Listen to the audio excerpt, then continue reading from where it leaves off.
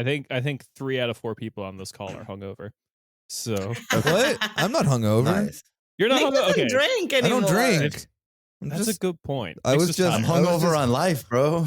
I just went to bed late. I was watching that, like the movie, what is it? That like fucking Blake Lively movie that then caused all this drama. Why were you watching It that? came up on Nick? Netflix, and I watched it last night with. It ends with us. The Colleen Horrible. Hoover It was fucking- oh my God. terrible. It was simply because the sense of all the drama. I wanted to see what this movie was. Blake Lively should be nowhere near cutting movies, which she was allowed to do, and soundtracks. It was like the movie was made so much worse by her oversight of things. It was a garbage film, and it No, like but the book is already fucking bullshit. oh Like, you whatever, can't- yeah. What do you expect? You know. But I was just like sitting there flabbergasted of like, I'm convinced that I think a lot of this drama is to make up for the fact that no one should watch this movie. They're trying to like make like, that's was a my blockbuster, though. my conspiracy. It made so much money. No, it made so much money, Nick. Because of Americans. but I know, but whatever, yeah. That's my it was trash. That's all I wanted to say. Well, it's good. That's we need why some I was good, up time for some late good last content night. Then, so.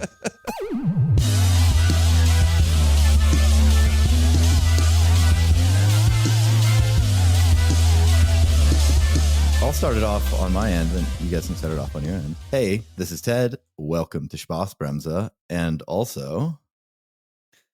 Also Corner Späti. Hey, what's up? I'm sorry. It's a double. My friends from my phone are double talking to collab. me. Yeah.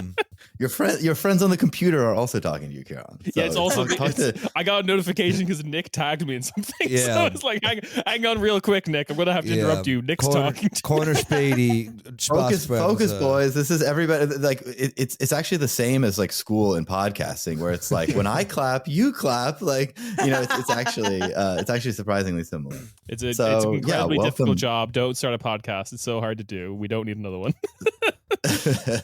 I mean, you joking about that, but it is. This is I true. And we have done hard shoe leather reporting for this episode. Actually, it is Walking our around town. periodic traditional Plakate episode leading to the German federal election, which is in 2 days from recording, probably 1 day from the time you're listening to this, if not on election day itself. So we're all going to be running a marathon on Sunday to try to interrupt as many polling locations as possible. But before that, we need to talk through all of the different election posters of the different German parties, which I think we've probably done like 4 or 5 times now. There've been way too many elections in Germany because they keep messing them up and they're messing up their governments and doing all these various things. Everyone in the German government is like, I gotta give Ted more content. I gotta do it for my boy Ted. There's a picture of you there. I gotta collapse the government. I think so whoever Ted makes can the have like corrugated content. plastic is like pulling the strings. Yeah. I mean, you know what? For how blatantly corrupt this country is, it could very well be a thing. Blatantly corrupt, but also like boringly corrupt. It would be a very like German. It would be a very like German type of thing. Yeah. Like the person pulling the strings of German society is not like. It's not like Illuminati. It's not like an ethnicity you hate. It's just Tetra Pak. Yeah. They're the ones doing it. Yeah. Yeah. It's like I love bringing up to people the Armin Laschet public procurement scandal. No, yeah, the one where he's just like, "Oh, my son's a model. We will give you the contract for the mask things if you can give him like a modeling gig." Like, so stupid. Like, beautiful. At least in the sense of like Italy. It's called being a good dad. Take notes. It is. You know what? My father would never. But it is like in the sense of like where Italy will be like, oh, I'll do this corruption so that then my like son can become like an EDM DJ. That's at least like a bit cooler and a bit more realistic. Because Armin Laschet's son is fucking ugly. Like, at least a DJ, you don't need to have the look. You don't need to look good. No. You get one of those paper mache heads. Yeah, you can lie about your age, how your shout out to his family. You can do all sorts. Yeah, I have some Armin Laschet relevant content to actually start off with here because it's Germany. We believe in Wissenschaft. Like we want hard empirics here. So before we talk through all of the different posters for the different parties, as we traditionally do, and of course we'll do again today. I wanted to give a little background, because there are actually like Plakate Wissenschaften in Germany, of course. How is this guy, not my job? Like this is, you could be Frank Brettschneider, which is a great name, Frank Boardcutter. And he researches election posters, which maybe is an interesting job, but he actually talked about, there's a Deutsche Welle piece that interviews him, which we can link to. But he talks about in 2021 how the CDU was just trying to hide Armin Laschet from as many posters as possible because like everyone didn't like looking at him and didn't like him as a person. So he was like, oh yeah, like Friedrich Merz is a fucking upgrade. I mean, that I know. man. Well, he's he looks okay in some of them. Some of them they cut off his balding like widow's peak. Like they cut it off right in front of the eyes, which is kind of smart because he looks a little scary with the hairline. Yeah, where he has his like Avatar, the Last Airbender ass fucking hairdo going on. Yeah, because of his bald spot. So Frank had some. Good insights. Oh, go ahead, Kieran. I was saying I was watching like the head-to-head debates like between Merz and Scholz, and it's just when you get the two of them in the room, you're like, Scholz, goddamn, you're a dime piece. You're so beautiful in comparison to Merz, who looks like a cartoon villain. Maybe we can actually cut in the audio of this though, because ahead of one of the duels, these debates, the ZDF people, the German public broadcaster, they were like, oh, and here comes a very, very big, very tall Friedrich Merz and a much smaller Olaf Scholz, which is actually true. Like Merz is quite tall and Scholz is pretty short. Look but like just on the public broadcaster being like, and it would just say like deutlich kleiner, and a clearly smaller Olaf Scholz. Man sieht einen sehr großen Friedrich Merz und einen deutlich kleineren Olaf Scholz. So oft sieht man die ja nicht beieinander stehen. Das ist schon ein erstaunlich unterschiedlicher Eindruck, den man da gewinnt. CDF doing like the end of Starship Troopers, putting their hand on Olaf Scholz's head, going, "It's afraid." Oh my god! I would love if like Olaf Scholz like went around like Joe Rogan does, taking pictures on his tippy toes. He needs the little DeSantis kitten wheels. Christ. That is But insane. everybody's height is equal when it comes to election posters, and so I want to just give a little context about the importance of what we're discussing here. Frank Brettschneider, who's at the University of Hohenheim, he has some pretty sharp insights here. He says, "Quote: A poster can hold the gaze of hurrying passengers or drivers for 3 to 4 seconds, so it has to be good." And it quotes some other scientists scientists have concluded that a billboard only conveys its message in the blink of an eye. It is focused, not overloaded, and uses a legible, high contrast font. Brettschneider, however, believes that it's more important for the person in the poster to be recognizable. And he says the parties succeed quite well in terms of design. So I love that these extremely boring, extremely awful posters that we take the time to talk about every single election, because I think we all just think they're funny and pretty bad. That the official election poster scientist in Germany is like, this is great. This is the cutting edge of German graphic design. This is. I guess as an actual graphic designer, you can probably opine on the quality of these. Or a trained graphic designer, I should say. I would say, compared to what I've seen in other countries, I would say Germany is globally C tier. It gets so much worse, but it also gets a lot better in terms because of you're Irish. That doesn't count. Irish Like, Irish are the worst. Yeah. They can put whatever the hell. Like it's so another gradient. Gradient. I do think that very much reflects. I mean, Herr Brettschneider's opinion is always in that of like Herr Professor Dr. Brettschneider. Herr Professor Dr. Brettschneider. God forbid that I get his name wrong. That is typical German mentality for everything, which I love. They're like, here's this thing that we're the best at, and they'll convince you of it. Like car manufacturing, Germans will be like, greatest cars in the world. If you ask anyone who owns like a Mercedes or a BMW, they're like, this is the biggest hunk of shit I've ever bought in my life. Like they This are is how I feel so about bread. yeah, exactly. Like Germans will be like, our bread is the best in the world, and you like talk to anyone from like France or Italy, and they're all like, this is dog food. I wouldn't give this to like my worst enemy. And Germans are like, we have the Wissenschaft. Yeah, exactly. Like we have like because we have the Wissenschaft to then tell us that we're the best about this. Like we're therefore the best about it. I know nothing about graphic design, and the posters are horrible. Like again, in the sense of like, you need it to be like Schneider, hair professor, Dr. I know. Has some facts for you, okay? All right, he has this. This insight I think will come as a shock to everybody. So get this: a poster is neither a book nor a party platform. Explains Brett Schneider, adding that a strong image has more impact than a good slogan. Then he cites the real science with eye tracking analyses in the lab confirm that posters with images attract more attention than those with text. So a picture is worth 1,000 words in election advertising too. So everybody I know will be shocked to know that a poster is not a book and pictures catch your eye more than words. So it's good that we have the best scientists on the case. Eye tracking is so expensive. German Doge immediately for this man and whatever he's doing got his funding. He shouldn't be allowed to do this.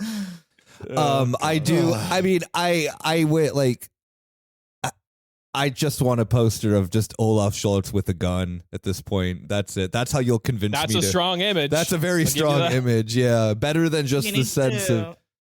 He needs to bring back the eye patch. It would make his hands look small, exactly. probably. Bring back the eye patch. Bring back the eye patch. He will win. He'll win with Saddam Hussein numbers. So overall synopsis wise, we're going to go in order of the parties, starting first with the governing parties and then going by polling after that. But I would say my general reaction to the posters is sort of a little bit kind of darker energy. You can kind of feel the sort of sense of malaise or cynicism that I think is pretty widespread in Germany. You can kind of feel that from the posters, just in the wording that we'll get into, and a lot more nationalism. You see a lot more German flags, a lot more the word Deutschland. That would be my kind of general overall vibe check of the posters. What would you guys say, kind of compared to the previous elections we've talked about? Absolutely, the vibe is like it is. So much more cursed this time around. And I think that like Kieran and I mentioned this on a previous episode of the show, where the connotation and the display of Germany is done multiple different ways. It's like, we have to be stolz about like not just about Germany, but about like Deutsche Wirtschaft and this and that and that. And that's, I feel it's kind of the way where they like kind of get around this nationalism a bit, because like as we'll talk about with like the like SPD, their patriotism, whatever you want to call it, is very much connected with. Then if you look at their party platform, it's just like, oh yeah, like the made in Germany like tax loophole sort of thing and whatnot. They really try to like encompass it in the sense like, no, we're not being like, oh, Germany, we love you. It's like, Germany, like, we should be like proud of it for like other reasons, and that's a bit weird. Right, like Deutschland Fonds or whatever. There's a lot of their economic program, which I think in a lot of ways like does make sense, and like it seems a little bit late. Like, why are you bringing all these sensible kind of investment policies now that you're about to exit the chancellery? But they have a logic to them, like on a policy platform. But yeah, they're always phrased in this like Deutschland this and that, Deutschland that, whatever. And it kind of speaks to this like it just feels sort of hapless, because when a party that doesn't tend to attract conservatives is like waving the flag, it's sort of like, well, who's voting? Who's like anyone who's like a German patriot isn't probably like a social democrat voter. Right? Exactly. But any other thoughts? Any other overall thoughts before we do get into the SPD itself? I think SPD is a strong showing of this, but also you could probably see this with FDP and Volt, which is we pay a graphic design agency to come up with our brand, and it's pretty good and it's pretty striking. but that was 3 election cycles ago, and now we're kind of doing the inertia of where a bunch of like fail sons and middle managers have fucked with the templates, and they all kind of look weird. The 2021 SPD posters were pretty well designed, and that Usos one that you have in the thing is also pretty well designed and kind of striking. But now that they've like taken the designs from 2021 and slapped in a German flag in the background instead of like just plain red, it's like this is getting very weird and gross. Like the Scholz in front of the German flag looks like a cutscene from Red Alert is about to play. Like he's going to start talking to me about how well I did in that last mission or something. There's you get the feeling like the InDesign subscription lapsed and they just like took a thing in like PowerPoint and are kind of like moving little blocks around or something. Like there's a crudeness to these, but yeah, I mean some of them look decent and yeah, we'll get to that. I mean, it's worth saying there's like, for those not in Germany who haven't experienced this, there's basically like 2 different types of posters. There's like the huge ones that are sort of meant to like be seen by drivers that they'll put in kind of a median, and then there's the ones like on the lampposts. And then I guess there's actually really a third, which is like the one that just goes where normal advertising posters are, which I think is the funniest and least dignified. I put a photo in here. We can actually link to this. We'll link to a kind of condensed version of this Google document so people can sort of read along and see the pictures if they'd like. That'll be in the show notes. Where there's just a bunch of ads for like really mundane German like products, and then there's like, we're gonna save Germany or whatever next to it. And so I put one here where it's a building. This is in Munich. It has Antifas painted in giant letters on the top, and then there's an FDP, a green, a CSU, and then just an Edeka thing that's like lecker. It's just, and that's the juxtaposition is, or really not just a juxtaposition of like all just banal bad brand. Yeah. And that is the official Spaßbremse according to Späti's position, right in Edeka. Lecker und fair. Yeah. Lecker Wissenschaft.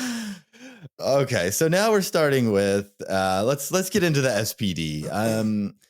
I think you guys all have this document. Like I said, I do encourage people to kind of scroll along with us because this is obviously an audio format and not a visual one, but it does help to see the posters. So I noticed 2 main things, which is QR codes and German flags, were the 2 main takeaways. 2 things I don't trust. Basically. That alone, I'm not voting for this party. Two things that history has proven should be irrelevant. Yeah. So basically a lot of it just feels like they used a little like lasso tool in Photoshop of whatever they did in 2021, which is like some like decent things about like pensions and so on. I think we've talked about that before actually with you guys, that like one of the reasons for the SPD success was like this moderate economic populism. It seems like they started out with just like banalities. Like there's this one that just says like more for you and better for Germany, which is our like classic SPD pablum that they also use in the European election. Lately, I've seen more. There's one that also has, with certainty, stable pensions, which is like a little bit more on that economic populist, very, very slight economic populist side. But instead of just the SPD red behind it, like it was in previous elections, now they've got a waving German flag behind a very serious looking Olaf Scholz. So it's like, what if a little bit of good economic policy and also German flag? You guys like that, right? The country's moving to the right is what the polling told us. So let's just slap a German flag on there. And it's like, I don't know if that's going to work, guys. Olaf with the eye patch would have worked so much better on that one. Yeah. I think we've talked about it on our show before, but really the strategy should be, as Uma says, bring back the eye patch, and the only written text should be like an arrow pointing in a direction that says check out this little bitch, and just put it above like an FDP poster that will undoubtedly have Christian Linder's face on it. So yeah, I like. I think Olaf Scholz pointing at Linder and saying you're fired. I think they would. Yeah. They would get 35% if that was their poster. It's interesting because I guess a lot of these posters are probably designed before like Merz's immigration stunt in the Bundestag, where like he kind of went and proved that working with the AFD or shifting to the right a really aggressive way is not like the super big vote getter. Like their polling has basically stayed the same since he did that, if not just like stagnated even worse. Yeah, the moving to the right stuff is always a bit of a trap, isn't it? Yeah, I've talked about this, I feel like, endlessly, being like, social democrats and other centrists moving to the right does not actually win votes. And it's like, how many times are we going to have to see this? Playing catch up like any of the parties really want to know that. Yeah, playing catch up with the CDU is such a fucking old game at this point. Like and I guess that we'll like get onto it too later with like when we go to the CDU and AFD's posters of like their and the FDP's of like there are some where I'm just like, why are you running? Like this party already exists. They've been around, since the 40s. We're fine, like there's no reason for you to be there. And the SPD, especially with the Scholz like Mayor Dick and the Germany flag behind it. I know that it's not this election, but I know that then during it is Mehr für dich, besser für Deutschland. I just look at that and I'm like, yeah, like you said, Ted, like, I mean, SPD is polling at a historically low, I'm just at a historical low going into then these elections on Sunday. Maybe falling back to the basic tenets of a social democracy from like, I don't know, the 60s and 70s would maybe help you just a tiny bit. So yeah, I just feel a lot of like redundancy too within like, fine, sure, yeah, there is like a bit of stuff of like, it'll mention like a policy platform with then like a QR code, which one, I'm not going to scan that, as I've mentioned. And two, it's just like, it's very vague. There's like this thing about like here are modern like kindergartens and schools. And then it's just a QR code. And it's like, just tell me your fucking policy, Exactly. Well, they have a bunch of these. They say like, here are, or like modern kindergartens and schools are inside, and then a QR code. More economic growth is inside, or more net income is inside, and it's a QR code for all of these. And it's like, you're in government. Like, why do I need to go to a QR code to find the things that should be happening? It's a bit frustrating. And like, it's also interesting because like, Nick, I think all of us would agree, like, yeah, maybe the SPD could do better with like actually social democratic platforms. And like, I don't know, I've been in some calls with like different people who are in the different like social democratic parties around Europe, and like, it's this classic divide that I know we've all talked about when we've been on episodes together, which is like the average SPD voter and member is like often pretty progressive about stuff. And you really see that because a lot of people are like lamenting of like, why is the SPD moving to the right? This clearly isn't a vote getter. Like, we should have a more social democratic platform and all this. So it's like, there is a lot of like, I think there are good currents in the party. It just seems like it's not really reflected at the top, especially like the mix of nationalism and QR codes. I'm like, who is that for? I want to ask Herr Doctor Professor Imperium Brett Schneider. How does he feel about posters giving me homework? Because that's what the QR code is. It's like, hey, do your reading. Fuck you. Like, I won't. But also, who on earth just scans a random QR? Exactly. Like, that is the easiest way of getting scammed. Also, this is Germany. No one wants to scan a QR. Like, Germans don't do digital stuff. Like, they're not going to just scan a random QR in the middle of the street. I'm like, giving Uma snaps if no one can hear. Nick's thumb is about to break with all the snaps he's giving. Yeah. Yes. Dumbest idea ever. So the poster here that makes me the angriest, speaking of the QR codes, is the Hakan Demir one. Because so for anyone who hasn't seen this, it's a candidate for the SPD holding up a little square piece of paper that they probably green screened in the QR code over it later. And the QR code has been custom designed, so it's not just like a box standard QR code. It's red and it has SPD written in the middle of it. However, thing number one that makes me the angriest is that poster just has SPD written on it twice. very close to each other in a way I find really annoying, because like SPD on the poster and then SPD on the QR code right under where it says SPD. And second, I feel like, I don't know if Ted, if you tested any of these, but if that one was cool, because if that one, oh, thank you. I was just thinking, if that Hack and Demir poster was like, you know, they usually stack these things on top of each other on one like light pole, 3 on the top of each other. If that was at the top, I don't think people could actually reach that with their camera phone and successfully scan it. No, you have to zoom in a lot, and sometimes they don't work. And also sometimes the posters like fold a little. I took another picture of one that like folded, but it opens up and it creates like, the thing that comes up is a like cube. It's like an SPD cube, and one of them like Olaf is looking at you.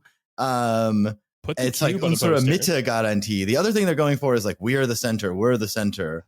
Because there's this other one I put on there that says Mitte statt März, which is actually kind of a catchy thing, but it's like centrism instead of März. But I don't know. Like, I mean, I don't know how that's going to go. It's clearly not going well. But yeah, there's this little cube, and it's like, here's how you brief file. Here's how you find our program, and all of this. And it's like this really ungainly. I mean, well, we're not. It looks like you can scan the QR code if you want. We're not going to link to the SPD in the show notes, but if you want to pursue this and see how annoying it is. And like, I don't, this must have cost a lot. This must have cost a lot to like make this whole thing. But yeah, I have a cube that I'm rotating. Can you rotate an Olaf Scholz cube in your head? Yeah. I'm rotating. They should have just like 3D printed the cube somewhere in Germany. It looks like the meme of like the cat spinning around going like, oh, like the little, you know, whatever fucking thing. It is brain rot. The SPD's giving brain rot. It's also funny because like you can obviously then rotate it upside down. So I just have now Olaf, like an upside down Olaf Scholz talking about the centrism guarantee, like on my phone. Upside down Scholz. Yeah. So I don't know who that does anything for. I guess the only ones that have a good message that I like completely support are like, well, I wish they were truer, is like kind of Zusammenarbeit mit Nazis since 1863. No cooperation with Nazis since 1863, which I would like put a couple footnotes on there potentially. But overall, like I would like that to be the case.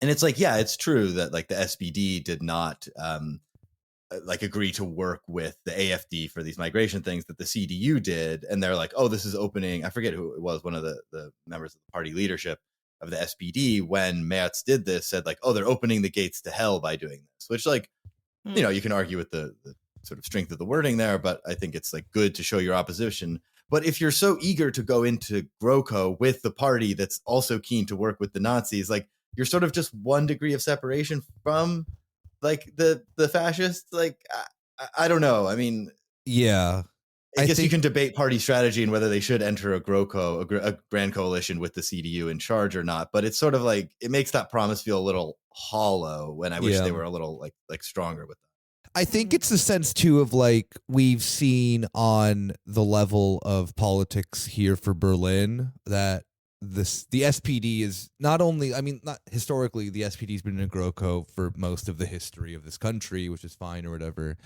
But the fact of the policies that the SPD are completely willing to do with a very far right-wing CDU has just been like, what Berlin has done here is definitely going to be done on like the national scale. I think that's what we're kind of looking at. And the idea that then that, yeah, I mean, it's just, I just don't believe they're bullshit. Everyone is kind of gunning for a GroKo.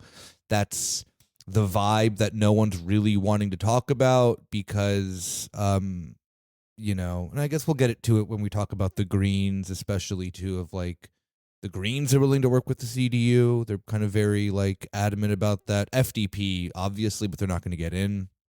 So they're not going to be in. Yeah, exactly. Job, but so this like that, we've defaulted to the, you know, doing like the like making the band for the CDU is like, you know, this is this frustrating part about German politics that you see in the debates too. And it's like, I get it based on the proportional representation and the way it's fractured. It's like, you do have to have a coalition to govern, but it also means that like every campaign and every debate is this combination of a contest with the other side and also sort of a job interview with them, because you're there on stage debating and it's like, hey, I want to draw a contrast to get more votes, but also I want you to like me, so you agree to do a coalition with me after we inevitably lose to the CDU, which happens almost every single election. So it's like it has this very like kayfabe kind of energy to it when they seem to like actually debate each other. That I don't know. It just comes with the system, but it kind of sucks. Wrestling is the right metaphor because it's like watching two wrestlers punch each other, but you can clearly see they're pulling the punches because it's a pretend show kind of thing. And often I think the thing that makes it sadder is it's not really directed at the CDU itself. It's probably more directed at CDU friendly media.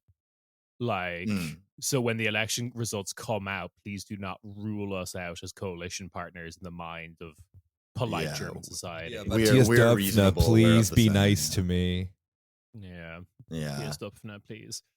So yeah, but I mean,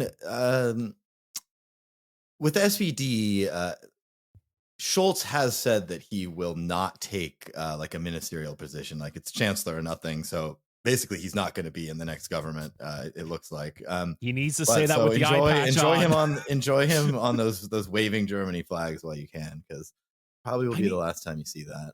Anything else on the SPD before Olaf Scholz needs to talk like he's giving a Sephiroth style monologue, like in Final Fantasy VII. He needs to have like the flames behind him is like, it is Chancellor or nothing. What lays before you is the ruins of modern society. Metz has fallen. If only he could summon that strength of rhetoric. So the Greens, the Greens. I mean, just on a pure surface level kind of thing that I found very funny is like, they have some things that are kind of good economically, I guess. I mean, again, you've been in government, where is it? But they have like life, make it affordable. And then they say one alliance, one word. And it's like, I know they mean like one word, like Greens, but it's also like you've just had a whole sentence above there. Like, or they have one with Baerbock on it that says, or whatever. Europa darf nur eine herrschen, der Frieden. And it's like, well, okay, one, you're clearly not that much of a peace party. Like you're the ones who have like really been the most like intensely Atlanticist, and also, really backing Israel's assaults on Gaza, and also like, wanting to arm Ukraine as much as possible, and not wanting to consider any ceasefire there. And so then it's like such the correct horse to back. I just hang on. Something's come across my desk. It's a speech from one JD Vance. but wait. I'm still reading the Joe Biden America is back speech, right? Is that not true anymore? You got a newer speech. We got to sync up. You mean we shouldn't base our entire foreign policy platform off of a dying old man and a dying political ideology? I don't know. But again, like that's what 8 words, and then it says like one person, one word, and it's like, again, like it's like this sort of bad, like just kind of like design or like rhetoric element of like, you're like, wait, I just read 7 words. Why are you saying one word? Yeah, I feel also too with the Greens, we start getting into we start dipping our toes into the I wasn't really a part of this government vibe, where the SPD kind of just like has maybe because they've copy and pasted from previous elections. The Greens, I kind of have this beginning of feeling, which the FDP doubles down on much more, of like, don't look at what I did the last 4 years, like there is this kind of thing of like Ted mentioned, these massive contradictions to their actual policy, where it's like, no, like that was all like, that was all practice. This is the real thing, it's really like boyfriend really like aggressively getting the hint and the vibe that they're about to be dumped. Just be like, oh baby, I can change. Yeah. It'll be different this time. Yeah. One thing I have to say is that they did put away from 2021 are the no weapons deliveries in war zones posters. They're not quite hypocritical enough to still bust those out. They realized that wouldn't stand. That's kindling. Those were Kindling iconic. Yeah. I will do- say, like, Habeck, we talked about this a long time ago. Habeck has kind of two modes of presentation. One is where he looks like he's hungover and woke up in his car and is all kind of like haggard. Like when he was like talking about like the Heizungsgesetz or something and like quoting like, he was always like quoting like Aristotle and Hegel and stuff while trying to have like the most technocratic. He loves philosophy, and then loved like really technocratic green policies that everyone hated because there wasn't enough funding for it. And then he's like come out like trying to roll out this Energie Heizungsgesetz, and everyone like hated it, and he just looked really haggard and really frustrated trying to announce these policies. He definitely has gotten a little rest. I think probably not having to work with Christian Lindner anymore has made him relax a bit, because the photos of him, like he's got a nicer shave. He's got clearly like a nice like even ring light on. He's back to the handsome Prenzlauer Berg dad version and not the hungover slept in his car. Oh yeah, he was looking so bad. I was happy to see that. Yeah, he was looking rough, but it's not even like a glow up, it's like a re-glow, you know? Well, it's as we talked about in the 2021 election, it is the main weapon in the arsenal of the Realos and the Greens is a skin routine. That like makes you younger and more beautiful. I do like the graphic design equivalent of like we are shafting Baerbock. I think internally the Greens are just like, I don't know, it's like we're presenting Habeck as strong and stoic, and we're giving him one word like text kind of responses of like, you know, Wissenschaft, Freiheit, all these like platitudes, and then like we are giving all the faff to Zusammen is the one that then has Baerbock everywhere of just like together. Oh really? Yeah, we're like what are the Habeck ones that have the one word on it, or like Zuversicht. Yeah, Zuversicht. So like like what is it, like confidence? Yeah, but like confidence for the future specifically. Yeah, is like how it's meant. But someone had spray painted "I finance genocide" over the one that says confidence. I mean, with King, his face yeah, on it. Is the one that's in the document there. And going back to the thing too, as well of this is I think Kieran's right to point this out, that this is the job interview for please maybe work with the CDU, because Habeck since last election wanted the black green some form of a coalition, and making him the more reasonable candidate. Also, I think because Baerbock has been, has had so much shit slung at her from the right wing media, they kind of have to put her there. She's still very high in the party. She has probably the second most important role in the German government. But Habeck is the man this time around. I mean, just very clearly so. There's no debate about it. I mean, I'm no political ally of Baerbock at all, but I think like you do probably have to say that there is some degree of misogyny that's like plays into this, where like she's probably to the right of Habeck, but it's just so much easier to paint a woman as the sort of like out of touch leftist, green, eco, radical, blah blah blah, and like Habeck, the strong man, as like the reasonable compromiser who can like get things done. And it's like, if you actually look at like, on a political spectrum, like Habeck it like has tried to do somewhat progressive things in the economics and climate ministry. Obviously that was a lot blocked by having Lindner in the finance ministry, but yeah, sort of throwing Baerbock under the bus, it seems, potentially, and kind of like letting him be the lead figure of a potential coalition negotiation is just, I think, playing to those like basically just sexist portrayals in the German media. I also in the kind of like fucking her over kind of sense, maybe this is too like West Wing brain or whatever, but like pairing the images of her like smiling while all the slogans are alluding to like Ukraine, probably not a great look. It's real kind of like the Robert De Niro meme from the Joker of just like Putin's about to take the Donbass and you're laughing. It's not a great, like, you should have, like, if you're talking about like freedom and Europe, you should probably have the stoic face. No, sorry. Right? All I hear is my money machine going ting. Sondervermögen go brr.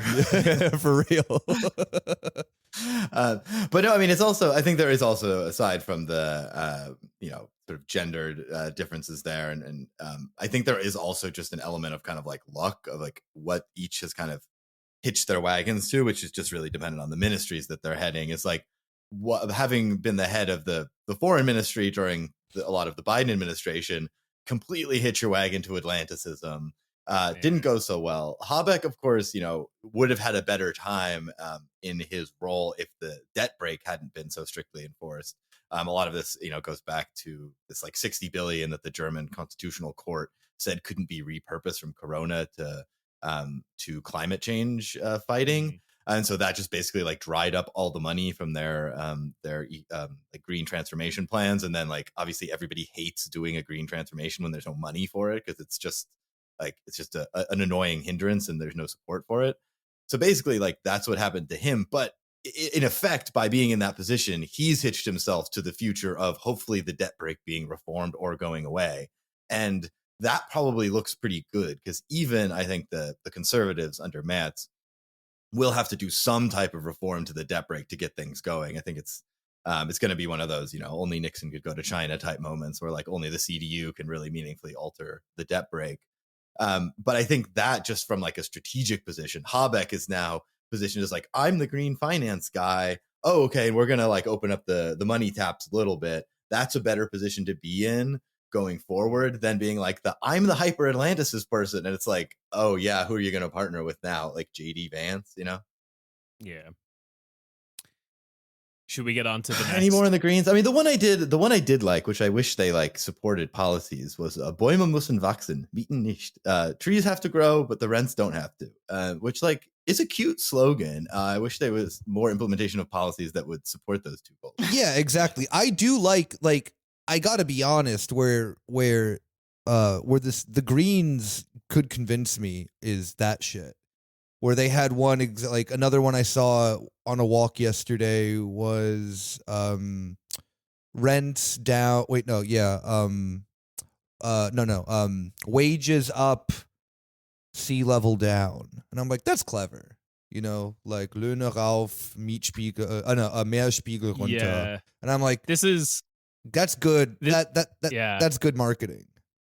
This is where you get into the problem of like what we've talked about before a lot with the Greens, which is when it comes to campaign time, they kind of try to pretend they're fundies and not like that the Realos have taken over the party, because it is like this really mixed messaging of like one word, stoic face, we're ready for the hard times ahead, and Baerbock's like give Ukraine the nuke robot that we secretly have at Rheinmetall or whatever.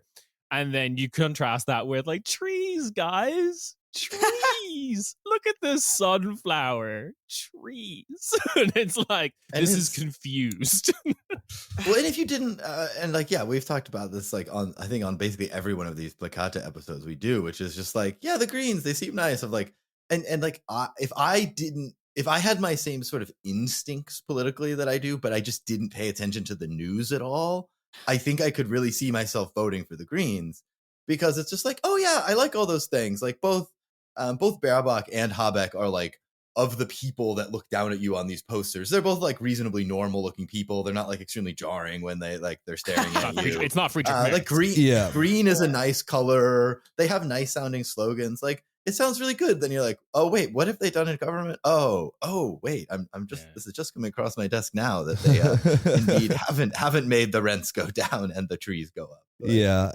The Greens are probably the one party that, while looking at their posters, I wish that Germany didn't implement a law like Egypt where candidates' faces have to be blacked out.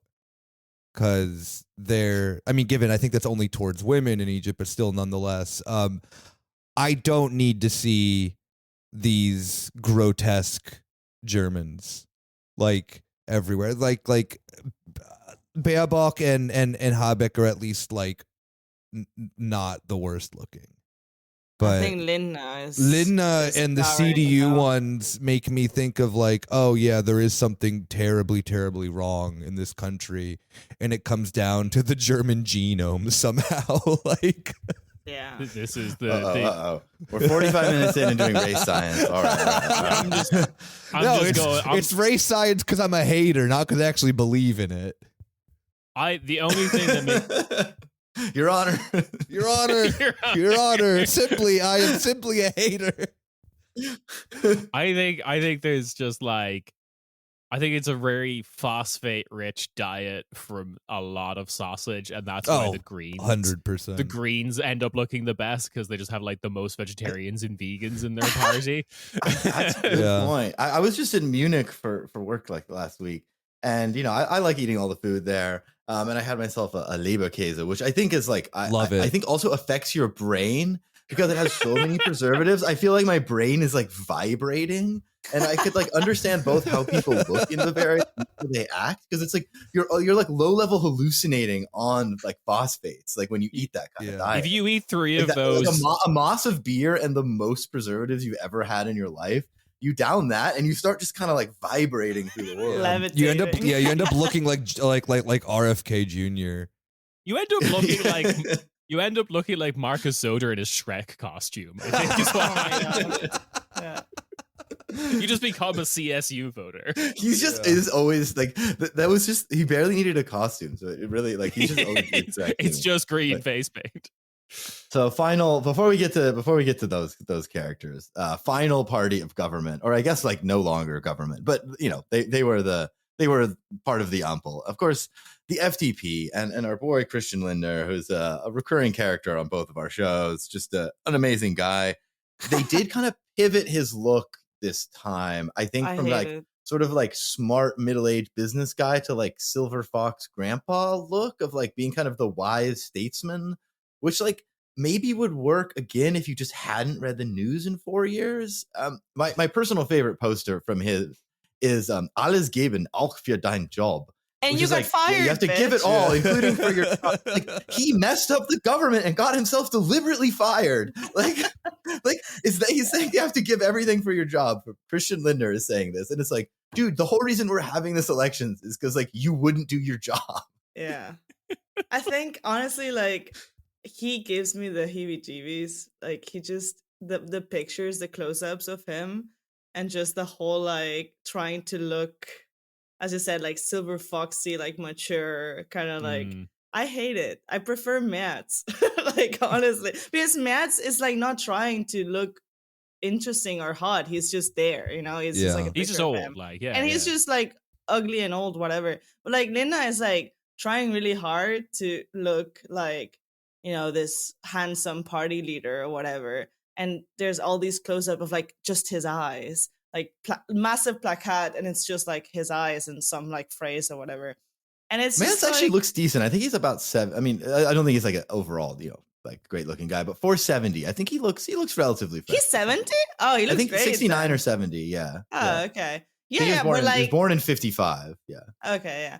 But like he's just there, he's not trying. And then Linda is just like, trying to be like so. Yeah, I'm positioning myself for a job in the cabinet, so that's why I was like, yeah, he's a good looking with guy, a turtleneck and everything. I'm just like, sir, please. Yeah, it's really like most, because Christian Lindner does the thing of like most uninteresting straight guy, which is you have one style icon, and you see this with the younger videos of him back when like the style icon was someone who looked like David Beckham, but like now in his older age he's just done the like most predictable thing. His style icon, I think without a doubt, I don't know if anyone's ever asked him this, but it has to be George Clooney, right? yeah 100%. Like what a basic bitch. Yeah, he is a basic bitch. He's a liberal, like like he's just, I don't know. He just gives me the worst. Hey, vibes. I mean, you know who else took down a sitting head of government? George Clooney. Remember the op-ed in the New York Times took out Joe Biden, just like Christian Lindner is taking out Scholz. But even that's cooler. Like Lindner trying to do it with a fucking PowerPoint file. Like that sucks. Speaking of like his face everywhere, I do want to draw attention, and this is probably like a very hack thing to say, but I have to say it. The poster you have in the doc of the like on the bendy advertising kind of like pole things they have around the cities in Germany that says Freiheit wählt sich nicht von selbst. that really, I'm sorry, that looks like the Mussolini head, the like CCCCC Mussolini head. They're always really zoomed in, we should say. Like the other ones, like normally it's just like a typical like headshot you'd have for like a job kind of headshot, but like with Lindner, it's like either his face is like just like bisected, like you only get half of it, and he's kind of like just on the side of the poster, or this one of like the tall kind of pillar. It's like just the sort of square from like the side of his eyes to the bottom of his mouth, super zoomed in. Or like another one, he's just like off in the corner, but it's always like his face is like huge and like really big looking at you. Yeah. It is really interesting, and like, okay, going back to a graphic design hat, it is really interesting and like cropping and framing. But when I see that like Freiheit wählt one, what I expect the text to read underneath that picture of Lindner is like, you don't know who in your life is dealing with mental health. Reach out to your friends. Like that's what that looks like, a charity poster for like a mental prisoner health reintegration program. Or something. Yeah, there is. I mean, this is pelted with snowballs. Even in Munich, they pelted Lindner with snowballs. I think there. it doesn't help that they have the same color scheme as Amnesty International. Oh yeah, and the city of Munich itself with the black and yellow. True. I think the thing that I find really funny too with the FDP posters is their slogans are all horrifying. Like not one, like the other ones of like even the CDU ones, there's like a bit of like hopefulness to it or whatever, you know? The FDP ones are like, if you don't fucking vote for us, your children are going to die because you didn't keep the Schuldenbremse. Or like, you know, the migration one needs limits, you stupid bitch. Or my favorite one is the like, talking nice doesn't help the economy or whatever.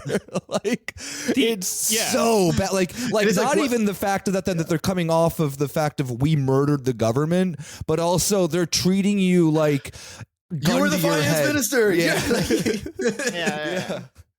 The give everything to your job is also that, because like the problem people have in Germany at the moment is like your basic basket of goods has just gotten like way too expensive. So like me putting in 110% for my job that's probably clearly not paying me enough because milk costs like a fucking tenner now is like is they're absurd. talking to the Edeka checkout people who are like, scan it faster, we can get prices. This will fix the economy. This right in Edeka.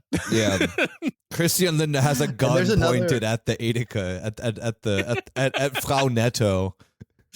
Yeah, a couple other like other sort of minor tertiary characters in the FTB universe. One, this is in the middle of this page here.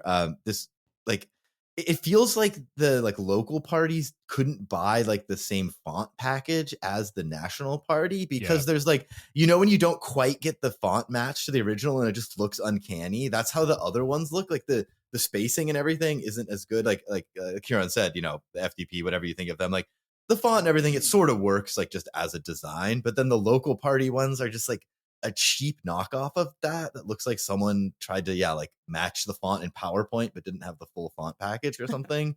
And there's like the one woman, Patricia Riekel, she's wearing like a communist revolutionary hat, so I don't know if she got lost on the way to the way to the party headquarters. I don't know if she's meant to be in the MLPD or something. But no, she's wearing like a Lorelai Gilmore ass hat. That's how I go around this. Yeah, it's giving Gilmore Girl vibes.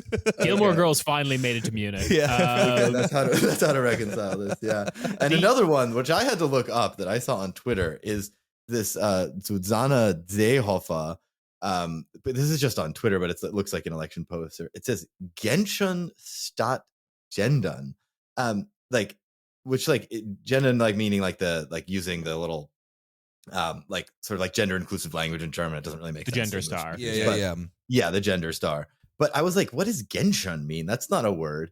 It's a reference to Hans-Dieter Genscher, who's an FDP guy in the 60s and 70s, who's the vice chancellor of Germany for like, I guess he was in office in the 80s until the early 90s. Ooh. But I was like, I was like, this is what a weird. No deep one will cut. know this. Yeah. This is a I deep cut. This is know. a B-side. Kind of like, what is Yeah. Yeah, I know. It's just like, so that was, that like What a niche reference. that was a pretty, Yeah, I love pretty dipshit insane one. music elitist vibes coming into my like election posters. I hate when the DJ plays fucking Like, Barbie Girl by Wolf- Aqua. like, I love when they play Dr. Jones. be like an American being like, I want Wolfowitz instead of woke or something. Yeah. It's just like, It's also like, why are you pitting this guy against gender is very yeah, it's like well, yeah, why is he the opposite of that? I have one other like broad trend with the FDP is now that things are not going well, I do like that they open up the posters to people other than Christian Lindner. It feels like now that things have kind of hit, like shit's hit the fan, we can have a little less Christian Lindner. Just like, hey guys, it's not just me. There are other people here who should take the fall. But it feels like one of those things when you go to like a historical site or something and have the thing for little kids and it's like the king and queen and you can put your head through the little like wooden thing. Like they're all like, it feels very much like that. Like they're not like new posters. They're just like bad versions of someone else's face put in there. And like, it's just like Christoph Meyer guy, like the exposure's too dark on the photograph. So he just looks really gray and dark and distant. Whereas like Lindner is like lit pretty well. Like they get the good photo studio. Hyper contrasted Christian. And the other guys just look like he took an iPhone photo and just removed the saturation.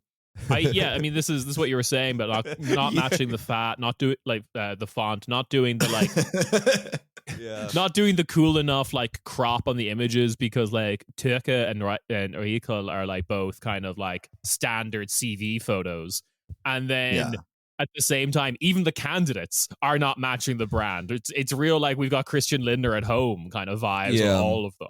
I really wish that they just like yassified the cheap ones. It would have been way better. So much Facetune. Yeah, but I do find it on like one last serious note with the FDP. It is very alarming how the quote unquote libertarian party, and yes, I know there's also two libertarian parties in the AFD as well, as they like to call themselves that. Just being like, I mean, the gender thing is bizarre because a true libertarian wouldn't, do that. Like the sense of like, there is this thing of like I mentioned earlier of like, why would you vote for this party when you have the CDU? And they're like literally like hilariously doing that on their posters of like, oh, all of these topics. 96% of the country agrees with you, Nick. Why would you vote for that party? Yeah. It's just the sense of like, you're making posters for the CDU at this point of like, no, actually don't vote for us. There's this other party that then is either just like above or below us on the same poll that you should vote for instead, because their slogan probably is the exact same thing as ours, if not better. Like, better worded, because like I said, this is so clunky and dumb. Yeah. And they're probably, we should say, probably going to drop out of not just the government, but the parliament entirely, which is a pretty, actually tends to happen. The FDP gets into government and then they drop out of parliament entirely. So like, I just wouldn't go into government if I were them. Just people don't like that. Just don't exist. Absolve the party. Public execution for Christian Lindner. Like follow your voters. There were two wings of FDP voters: money and racism. Money went to CDU. Lindner whispering to the guy manning the guillotine: "Alles geben, auch für deinen Job."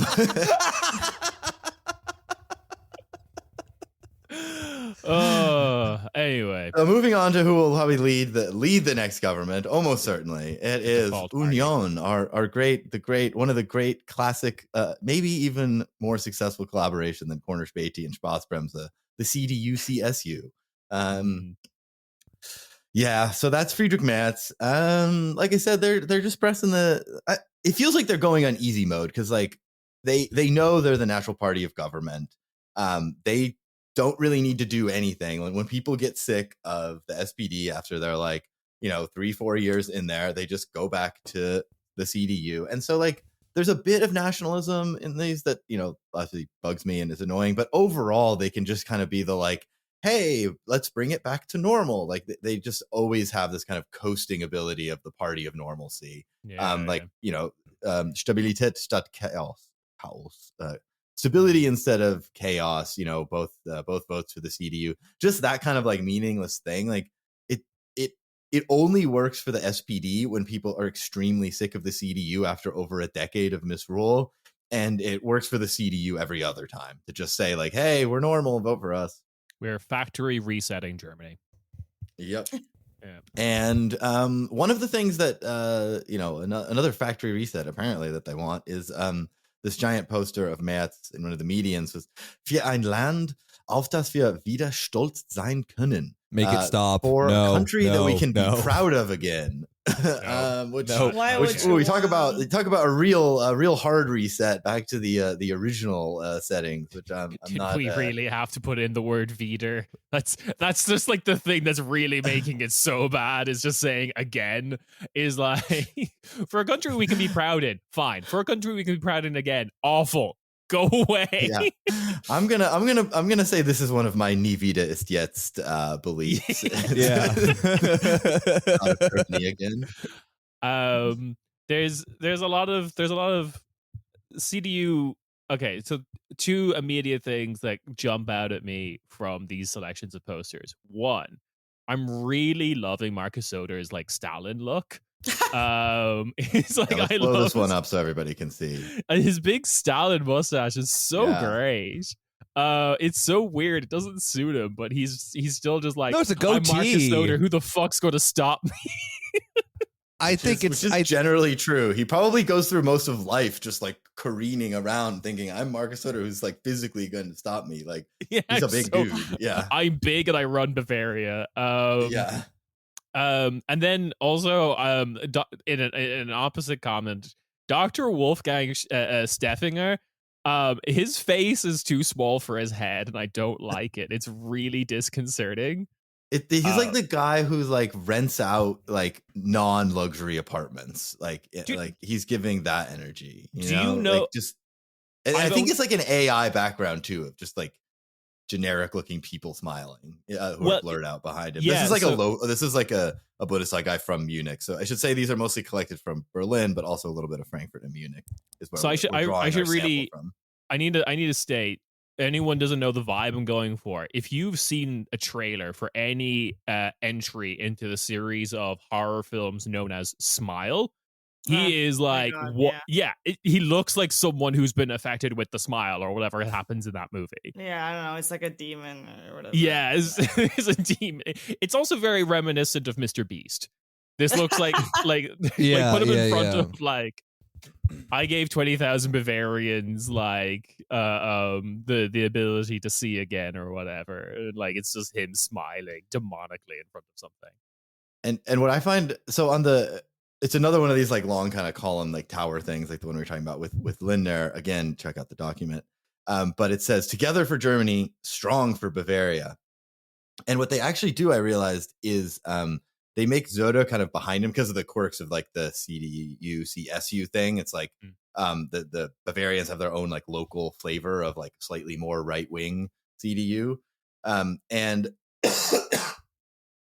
so they have, both the party leaders of the local Bavarian thing and, of course, Merz on the same thing. But what they do is they make Söder like a little bit taller, which I just looked this up is actually inaccurate because Söder is 194 and Merz is 198. So Merz is 4 centimeters taller than Söder. But how you would tall not know is it from the Friedrich posters. Merz? He's really tall. He's really tall. He's I told you really he's really tall, tall. Yeah. But Yeah. 198? Yeah. He's like, You're like, I'm literally- voting for him now. Damn, he's tall. No. No, like Even Oh my less God, so. Tall 198. people scare me. No, literally in the ZDF Duella thing, like Ted was talking about earlier, like it was like a now ceremonially at the end, the taller candidate is going to eat the smaller candidate. It's like it is genuinely. We need the Short Kings Partei Deutschland. Yeah, no. Sorry. Someone that tall That's is just the alarming. SPD. Sorry. Did The SPD is it's the Friedrich, so weird. Friedrich looking. Merz could have balled, is what you're telling me? Both of them could have balled, and we didn't like. This is why Germany Utilize should have that. brought basketball earlier to this country. These people would not have been in politics. They would have been in the league. We could have stopped this. We could have CDU stopped by this. Friedrich Merz could have been in the league, is what you're telling me. Him and Osama bin Laden. Crazy. Probably why. Am I the only one who thinks that if the entire CDU had an NBA team, they'd be unstoppable? Yeah. Also, like Eddie Rama, Yeah, Wadi Rama, yeah, that's the another dream candidate. team: Matt, Zoda, Osama bin Laden, Eddie Rama. Eddie Rama. Make it happen. You just need a fifth person. Yeah. Oh baby. But yeah, they're the Bavarian CSU. They said control migration, support the economy, strengthen the Bundeswehr. They're three pillars. One of the posters in Berlin says both votes for a change in politics, which is just, again, they can just sort of say nothing like that because it's like the CDU is the dominant party in the Federal Republic's history, and so the fact they can be like, let's change it all up by going back to normal, just shows that they play this game on easy mode, and it's their turn. It's almost always their turn, and the SPD got their little turn and kind of blew it. So Mom said it's my turn at the Wissenschaft. So yeah, I mean, there's not really that much to say about it. A lot of little Germany shapes, a lot of German flag stripes on certain things. That's pretty standard for the CDU. I don't love any kind of nationalism anywhere, especially not in Germany. But it's not shocking at all to see that from the CDU. Nuts. Whereas seeing it in the SPD is a bit more like, whoa, okay, what are we doing? It is nuts that it is actually taking up less visual real estate than the SPD posters. Like the German flags and the little Germany outlines with the German flags are actually smaller and taking up less space on the CDU posters than the SPD. But it's a classic center left thing to do. I don't know, the UK Labour Party will sometimes just drape themselves in the Union Jack. The USA chant at the DNC this summer. It's a classic kind of thing of it goes back to this the center left chasing the right and the center right. It's no one who really is a strong patriot is going to vote for you anyway, no matter if you chant nationalistic slogans or drape yourselves in the flag. There's no dumb sort of MAGA chud in America who's oh, did you hear that USA chant at the DNC? That was pretty good. I'm gonna vote for Kamala Harris over Donald Trump because I did love to see all the Democrats chanting USA in Chicago. No one's gonna do that. No one who's I want to be proud of my country again is gonna see Olaf Scholz talking about pensions with the German flag behind it. Be you know what? I was worried about my pension and I want to be proud of Germany again. I think I found my party. We need to talk about the others now. I think we need to move on to the others. Now we're moving into a little bit later the good zone, but now the bad zone. The AfD, who I think everybody knows is supposed to surge a bunch. In a symbol again of how Bavaria built a little different. In Berlin, typically you have to put your AfD posters really high where no one can reach them because everybody hates them. They're just on ground level in Bavaria. No one touched it. So yeah, Alice Weidel just staring at you right at eye level. I have not seen any in the wild in Berlin though. At least in my neighborhood. I've seen plenty. Yeah.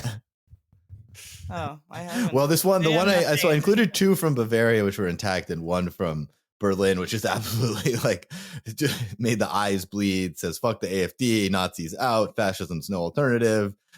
Sprayed over the name and totally disfigured the person, which I don't know. Is that criminal to condone that? But, the one of Beatrix von Storch. This is out in Lichtenberg.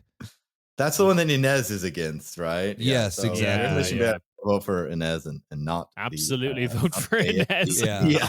Do not vote for Hitler's finance minister's grandchild. Yeah. Well, I'm more worried about someone voting for just someone else that would contribute to Inez not defeating the Hitler finance. For sure, child. Yeah. I don't think we have any potential AfD supporters on this podcast. If you are, stop listening. Not for you. Please. The so this stuff gets sabotaged in the center of Berlin, but I think we're still living through I think Uma, you're in a kind of loyal SPD area. Yeah, I think so. But even here, the posters with Scholz's face on it, with the Deutsche flag behind, someone has painted a red nose on him. Fair. Clown. Clown. But they've also done it with the CDU guy here as well. So I'm not sure if they're one of the good ones or they're just AfD voters. I think we're what's the burnt donut, burnt leaf thing is probably going to be true again for like Berlin, where I think the center of the city inside the ring is increasingly going more towards green. Yeah.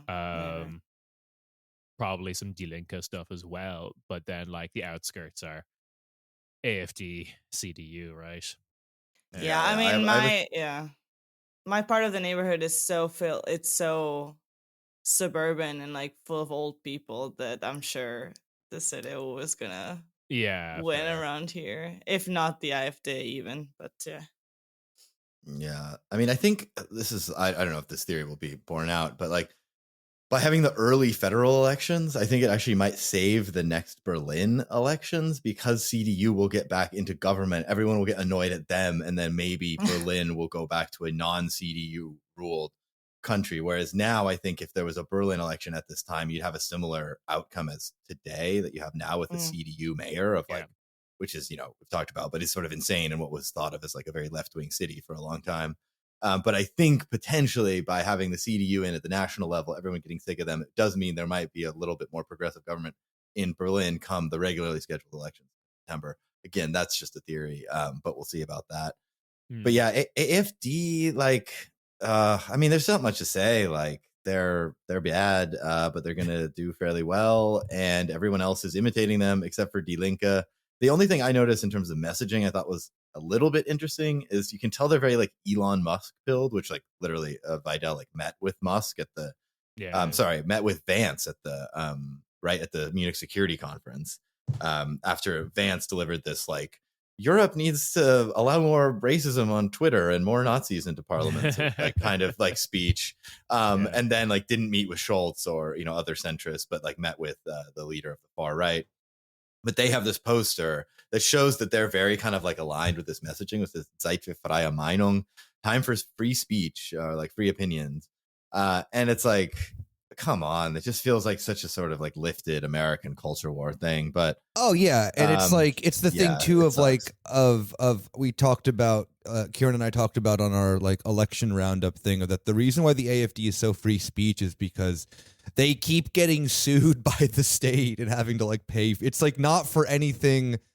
It's not for anything of like, oh, I mean, freedom of speech is a dumb issue to get all like riled up about, especially from the right, because of like historically and as we've seen kind of recently too, the actual crackdowns on freedom of speech that have been happening in mass have been because of like Palestine related stuff or like left wing related stuff historically in Germany, where it's like the right gets hit with things of like, I glorified the Holocaust and I got hit with a fine, or and like the left is like a representative of the United Nations wants to give a talk. Yeah.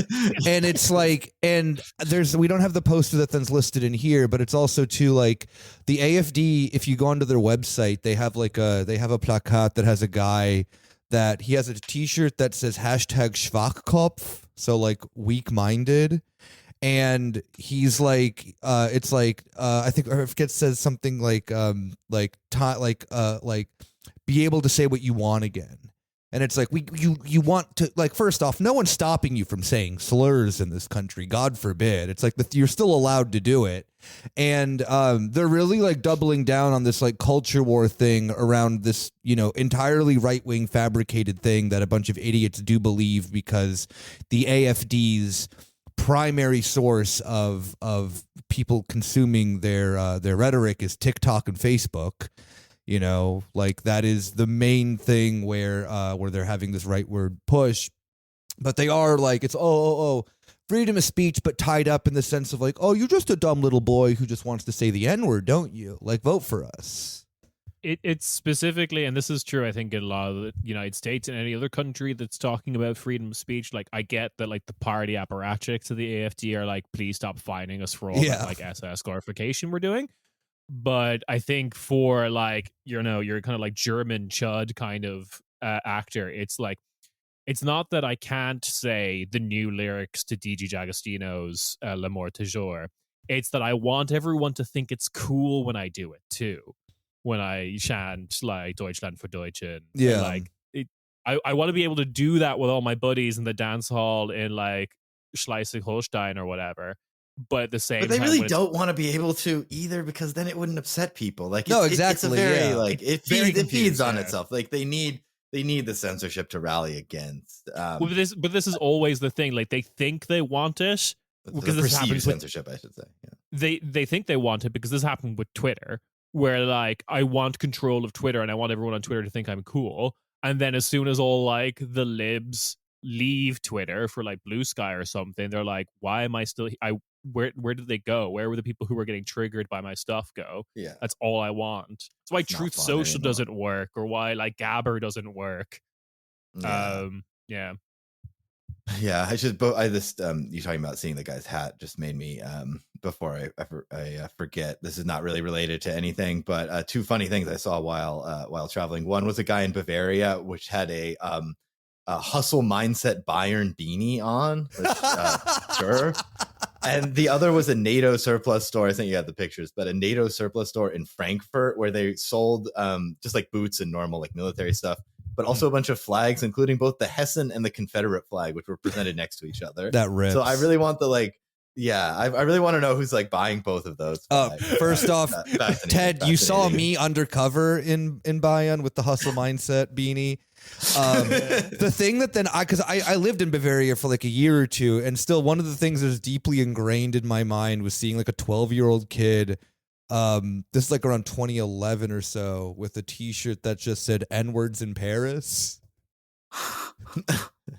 A white kid. I mean, that song had come out fairly recently, right? Yeah. No, exactly. But just like the level of like just it is a. Anytime anyone brings up that song, it will always remind me of one of my favorite Reddit posts ever, which is like, how do I tell my Alexa to play Edwards in Paris? I don't want to say the word. The Bavarians did not have that worry. Yeah. The Bavarians don't have this problem. I do like the idea of like the South will rise again, and they're referring to Hesse. There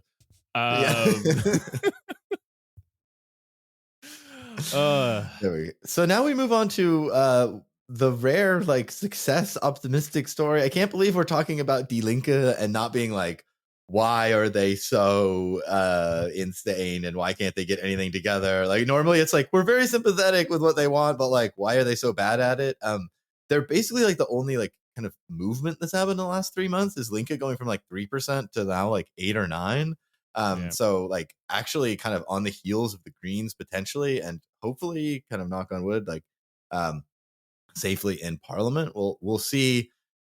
Basically, they've just had they just seem to be everywhere. Like even I thought maybe it was just like, oh, I'm just like Neukölln biased. But no, like in Munich, like their signs are everywhere. They seem like if you didn't know anything about German politics, you'd walk around and think like, oh, that's a really major party. They've been just like, well, actually having enthusiastic members and their membership has grown a ton. Like that's really helpful for getting your message out. And it seems to have worked. They have a very like mostly strong economic message, a little bit like lately, a little bit more on foreign policy and peace. But it's like, basically just like talking about, is your heating too expensive? Is your rent too expensive? Like vote for us, we'll fix it. Also, I think what's worked really well is they have this one that says alle gehen nach rechts, wir nicht, which I think has been a very smart message given the CDU trying to partner with the AfD, which is basically basically saying like everybody's going to the right but not us. And it's just like, oh well, like there's a clear opening for that. It's not like everybody in Germany like all of a sudden hates migrants. There's people that are like alarmed by this trend. And I was been surprised in Neukölln even, which I think is probably a targeted message given the demographics there, but they have a lot of stuff about like freedom for Palestine. And they even had a poster, which I was surprised by, which said gegen jeden Völkermord, which is against every genocide, which it's also here as opposed to gegen jeden Antisemitismus, which is like the sort of anti-D slogan about being like, no, we're opposed to every genocide too, which I was like kind of shocked by that. As like shocked in a good way from a it is amazing how Germany has very like aggressively narrowed our our what is possible kind of viewpoint, but that is shocking for Germany. I will give you that. Yeah, I will say Yeah. too that then something that then is very, I mean, talking at the sense of the like Die Linke's surge recently. Now, don't get me wrong, like Die Linke is not perfect on the Israel issue. There is a lot of there's a lot of like anti-Ds in the party, whatever, this and that and that. But they're like the only major party, like only party that then is going to probably be in some form of the parliament that then is wanting the stoppage of arms shipments to Israel. And yeah, they may not like call Gaza a genocide or whatever, this thing of like every like how do I word this in a proper way? Die Linke is like the party that then is the only party that then is giving the bare minimum of what is like required for Gaza. And I think find that is it like a no, go ahead. Sorry. Oh, and I find it very I find it very pessimistic and insidious in some ways. Of something I've noticed that then has been coming from the left has been like complete disinformation campaigns about Die Linke, which has been very. Yeah, I was gonna say on like the Varoufakis like Mira 25 thing has been going on about how they're like Die Linke is like horrible on this issue and really terrible. It's like they're not great, but I've just seen other left parties be like Die Linke is like pro genocide. Yeah, like, and it's like, well, you could ask for them to change their message or their policies a little bit, but like, I mean, saying against every genocide is like. Yeah. It's I mean, that's like for some, Parliament. Bare minimum stoppage of arms shipments to Israel. Like, you're not going to get better in the sense of like a parliamentary German party. And I agree that then like, and Die Linke in Neukölln and Die Linke in a lot of other areas are very much pro-Palestine. Like Ferhat Kocek is pro-Palestine. He comes to a lot of the Palestine stuff. The message about Palestine within like Die Linke Neukölln is very clear. But like the like Mera and stuff like that has been like teaming up with like Team Totenhofer and like all these like goofball ass parties, or like they're like, you'll see these things like which party's good about Gaza, and it'll be like Team Totenhofer, who's like a right wing party, BSV, who's another right wing party, and Mera, who is a progressive party, and like I do like them, but it is this sense of like I do find it a very like a bit just childish of the shit slinging that then's been like happening to Die Linke of stuff that they've like not even said, and like positions that then they don't even hold or whatever, so like, yeah, there are like problems internally, but there's two things there, which is like there's one for I think some people in Die Linke, the stuff that happened, which we'll have to talk about a different episode, that happened with like Francesca Albanese, radicalize them, I think. A little bit of just like, maybe even if they are, we talk about the anti-Deutsch a lot in this episode, but there's a lot in our podcast, but there is a lot of like passive anti-Deutsch back when like the anti-Deutsch was just like the cool kids of the left in the 90s, and people who just like grew up around that, like just kind of absorbed some of that stuff passively, but they're not, it'd be kind of unfair to call them like actively anti-Deutsch. And I think those people held these kind of positions of like, oh no, like supporting Israel is the reasonable thing to do. Why are you being so unreasonable to Francesca Albanese? She's from the UN. We're not like a cartoonish depiction of North Korea calling like the UN a bunch of imperialist dogs or whatever and kicking them out. That's not who we are. And then the second thing is like, I think there's a lot of Germans who like are rooting for Israel or think Israel's the right guy, but they still got that whole like anti-militaire, Gegen-Militär kind of stuff and just don't want to send weapons. Like, I think that is actually a position of a lot of Germans as well. Yeah. Like, I don't think, not everyone is like, rah, rah, rah, Israel, send as many weapons that the killing continue. And then you just, like, those are the people you have to talk to, obviously, a bit like, come on, like, Israel wants the killing to continue. Please be reasonable about this. And I think even in the sense too of like, even if there were like in a perfect world, if there was like a mass exodus of the anti-Deutsch within Die Linke, there are probably actually not that many people.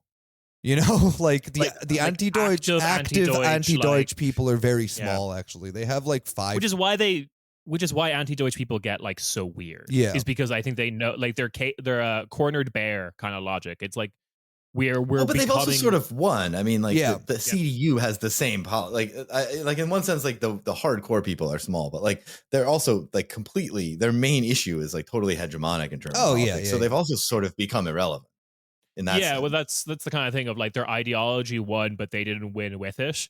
It's kind of like because they don't get to be like, yes, it's great, like all the weird nerds at Velt agree with me, but no one comes to my cool raves anymore and thinks I'm super cool. Like it's such a Pyrrhic victory for them, I think. But yeah, I mean, I agree. I mean, personally, I could never support Die Linke until they speak out freedom for Yanis Varoufakis. Until I see that poster, I can't support them. That's my number one issue in this campaign. One of the, just to give Die Linke some praise outside of this issue, one of the cool things I saw was Die Linke handing out these pamphlets being like, hey, we will check your heating bill for you. Like now, irrespective of like if we win this, do well in this vote or not, just send us your heating bill and we'll tell you if you're being scammed by your landlord. Yeah, it's good. It feels overall just a very like enthusiastic and kind of light campaign. I mean, I think there's been a big surge in young people supporting them. I think getting Wagenknecht and all the kind of more like, soft red brown kind of like nonsense, like more like pro Putin like stuff out of there, I think has let them kind of cut into the people who are probably like, I really like a lot of the stuff Die Linke says, but I'm going to vote for the Greens because they just seem like they're a little like happier, optimistic, not this kind of weird like this weird Wagenknecht side. I mean, I've just spoken anecdotally. I remember in the 21 election, just speaking to people and being like, oh, I don't know, I really can't support like Wagenknecht, like I really don't like her. And so I think part of this surge, you'd think like, oh, a small party having part of the party split off would like completely doom them to irrelevance. But it's been kind of the opposite. It's sort of like unencumbered them. And it just feels like that. I mean, you see the enthusiasm. People are out everywhere. I mean, I live in Ferrat's area. I was hoping they would riff off of that thing that Lauren Ballhorn joked about of like, I'm from Die Linke. Are you a member of the Precariat? I think they should have said, are you a member of the Precariat, this year? Oh, that's cute. That'd be cute. But they left little things on the door, and like I don't know, it just feels very like enthusiastic and good. And so I think they'll probably clear the hurdle anyway. But they were I think thinking they wouldn't, and we're going to go for the 3 direct mandates. But I don't think they'll even have to worry about that. That we'll see. So yeah, overall that's our good news. Any other stuff on Die Linke before we move on to Dark Linke? I do like Shadow Realm Die Linke. It's fun to talk about them. The two things about Die Linke I think are worth mentioning with this campaign. One, I love the tradition in Germany, which more countries did this, of the school vote. Of like we just did like a mock election in a bunch of like secondary schools, high schools around the country to see what like people who can't vote would vote for. And like usually the youth vote in Germany has been particularly cursed, but now it seems to be overwhelmingly like Die Linke in a lot of places, like nationally, and then like within Berlin, it's unreal. Like there's places like Brandenburg where it's still AfD wins the plurality amongst young people or whatever, and that's concerning.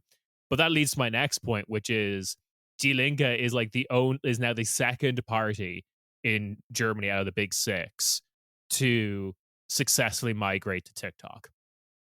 Yeah, they have some pretty good stuff on there. Like the speech towards Merz that she's not leader of the party, but she's like high up now in the new kind of arrangement that she gave in the Bundestag. She's their candidate. She's their like one of their main candidates, is she? Yeah, she's their Bundeskanzlerin. Heidi Leicheneck? Yeah, she's their candidate for Bundeskanzlerin. Her speech against Merz and his like whole migration stunt is like I think one of the most watched TikTok videos within Germany at the moment. So like it's funny because it was like, oh, we can't get rid of Wagenknecht. She's our face in the media and she's such a good messenger. For a while it was like they were just going back and forth. And then she's finally gone and all of these people have stepped up, like Heidi, Inez, Jan, like Ferhat's obviously very charismatic. Like there's this huge crop of people who are who are all pretty young and very charismatic. And it's like, wait, what were we doing all that time at Wagenknecht hogging the spotlight? Yeah. Now there's all these people that are like going viral, both in like a social media sense, a Bundestag sense, and a like door to door, like just talking to people sense. Like they can kind of hold down the fort on all those different types of communications. Yeah, I think perfect transition to Wagenknecht is exactly that. Yeah. Of that, she, I have this conversation a few times recently with some friends of like exactly what you said of like the Wagenknecht split, although seemed like a bit like kind of a rocky start for Die Linke. Like it broke up the Linksfraktion in the government. They lost their funding, this and that and that. There was a bunch of panic.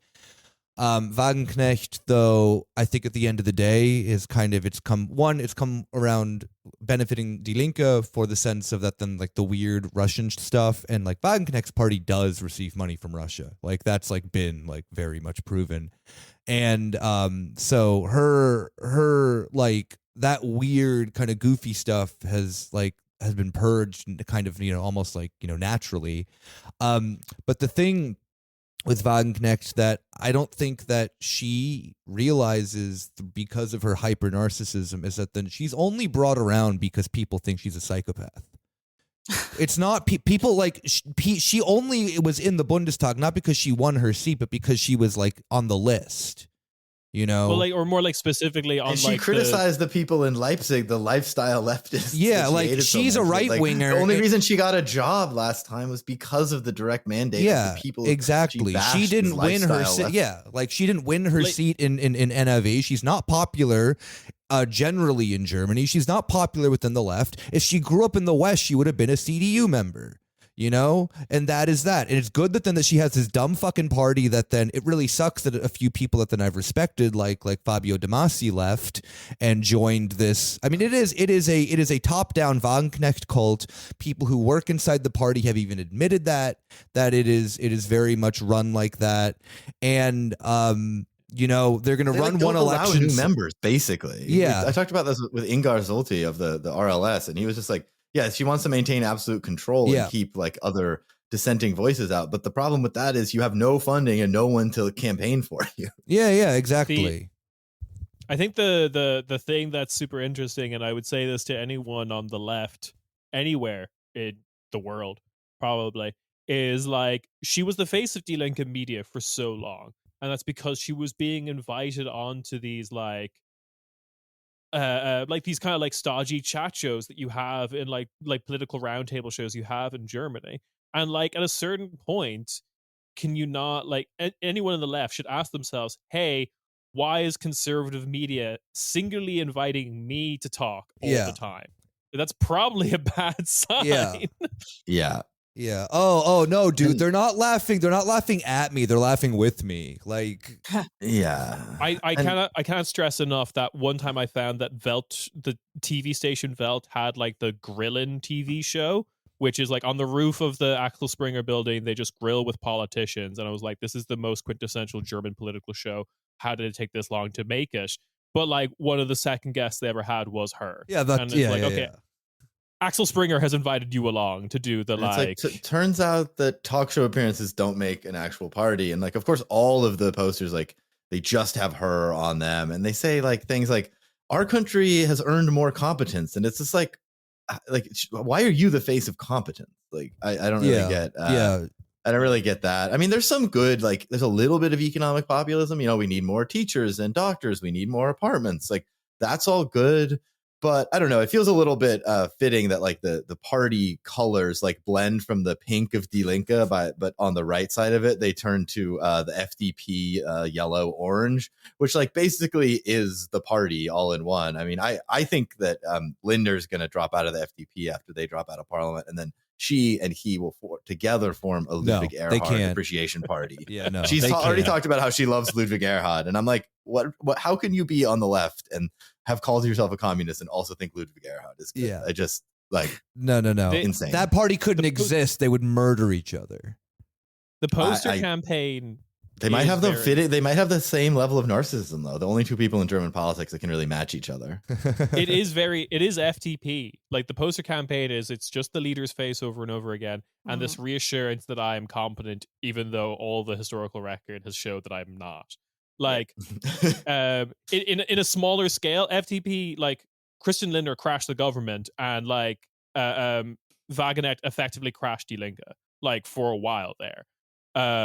It's a smaller scale version of it, but like, yeah, you're not competent. Yeah. Y'all remember last, like 10 minutes or so? Can we move on to the random? Can we move on to the random assorted parties? I know, Kieran, I'm gonna probably let you take it away, unless anyone has any more thoughts on Wagenknecht. I think we know when we're talking about parties that don't make it into Parliament. We know who Kieran's gonna go off on. Well, okay, we can talk about the Marel posters because they are just like. You did put kind of like Vote North Korea, because these are upsetting. I think we've already said it on Quarter Späti. I find it very funny that everyone that I argued with on Twitter in Volt has now just left because this party cycles through people like nothing on earth. Morale will not last long. Well, they're used to working at McKinsey, so it's got that up or out logic, right? Yeah, it's I think after her disastrous Tilo Young interview, she'll be kind of like all those weird things that Western media says happen to like Kim Jong-un's uncle will happen to her. Yeah, like fed to dogs or whatever. So picture when we're talking about North Korea, picture a long boulevard with just every lamppost, like for as far as you can see, just having the picture of the leader Morale. Like looking down at you with a kind of weird, like smug smirk. And the fact that these elections are happening in like a German February, I think lends itself because it's so gray and there's no leaves on the trees. It just looks kind of depressing. And then there's just a little splash of purple. Yeah. Yeah. You're never allowed show North Korea in summer in the same way you're not allowed to do this. Like you have to Volt also must be in winter. The other party that I just want to mention is PDF. Beautiful Pragmatismus statt Populismus. PDF. Just because, fun fact, did you know that the largest in physical size a PDF can be is the full surface area of Germany? That's what they stand for. Yeah, exactly. We're gonna get the unemployment rate down by building the Germany-sized PDF. Herr Matz, please lead us through the future. Yeah, we will need. Please open PDF. Yeah, we will need to feed the servers literal like souls. There's not enough computing power in all of Germany. Yeah, we need to grind German citizenry down into a fine paste in order to power. We have to get. Whatever Bagger 696 or whatever it's called to just completely hollow out the entire state of NRV for brown coal to make enough server energy to open the giant PDF. What is the PDF? I don't know if it's. I think it might be the slogan of the. No, it's the name of the party. Is it? Okay. What is it? Just like Partei der Freiheit or something? Like I think so. Yeah, that is so lame. I love the ones of the what is it? The party that then that always has the thing of like you should be able to live forever. The medical I didn't one. see those this year. Yeah. I saw a few of them. I saw a handful of them, and they make. They're always in like Friedrichstraße. Yeah. that fits somehow. I want to. There's a new. Oh yeah, go ahead. Sorry. To get it on record, it is Party of Progress, Partei des Fortschritts. Okay. Oh, boring. Okay. Yeah. There's a new eco party this year. I know there's always we always talk about how there's like 5 different animal rights and like eco parties who aren't the Greens competing. One which is the ÖDP, which is like the Ökologisch Demokratische Partei, something. They're talking about the bees. It's the greatest extinction since the dinosaurs. Yep. Which save the bees. True, but no one wants I to don't think know. about it. I don't know if we need another animal party in Germany. I hate to hand it to them because Die Partei is annoying.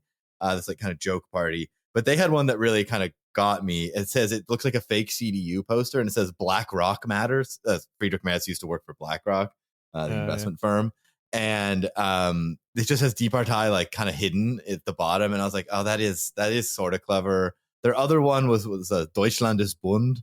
Like Germany is colorful, but then the colors were all just like the military Bundeswehr colors, which was like, oh, that's sort of like, it would be funny if they actually had a coherent critique of like militarization or something like that, but they're just sort of like nihilistic, annoying parties. But they did have a couple funny ones. Freie Wähler had a really weird looking guy. Anything else on the small parties? I'm surprised the Die Partei thing of the Black Rock Matters and making it look like 90% of the surface area looks like an actual CDU poster. I'm surprised that's not like illegal in Germany. I thought that too. I was like, yeah. Surely. And yeah, Freie Wähler, I would say of this election cycle, biggest losers. I'm gonna come out there because like they were really feeling themselves. Like for a while after that, like what's his name scandal in Bavaria. Aiwager, yeah. Aiwager, yeah, they were polling nationally. They were making it onto the Sonntagswahl of like we've separated this out from Sonder. Yeah, you don't want to be in Sonstige Parteien. You want to. For a while, Linke was in Sonstige, and I was like, "Ooh, that's so." You're hurting when you're in Sonstige. I hate to burst your bubble, Kieran. Oh no! Not only, I mean, I agree with you that Freie Wähler gonna blow ass this election. You blew it. Not only did they not read the room, they made Herbert Aiwager their national Bundestag Bundeskanzlerkandidat. And the thing that is so hilarious about their slogan for him, it says Verantwortung für Deutschland. So like responsibility for Germany, for a man who almost lost his job for just I don't like that's the thing too, is it like he lost his job for like cosplaying as Henry Ford when he was a kid. Pretty basically. I mean, I don't think he lost his job. He was kept in office. No, he didn't. No, yeah, exactly. He could have, but he went up in the polls. After no, yeah, exactly. Because as Ted said, the AFD posters are at shoulder height. You know, you could take a photo with Alice Weidel if you're feeling like it.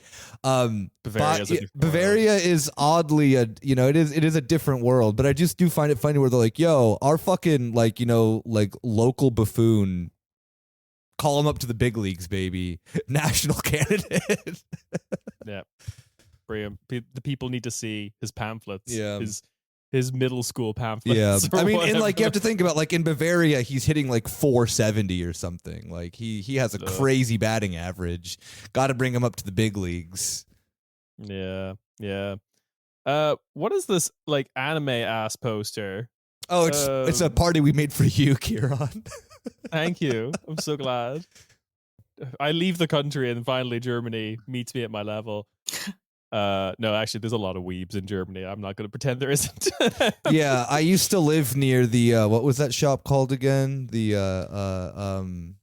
Oh, yeah, there was just a manga anime shop near you. Yeah. At one point near Adventures Around Berlin. Yeah. Yeah, and some the largest anime conventions are in the west of Germany near basically running off the fumes of the Mitsubishi plant they have over there.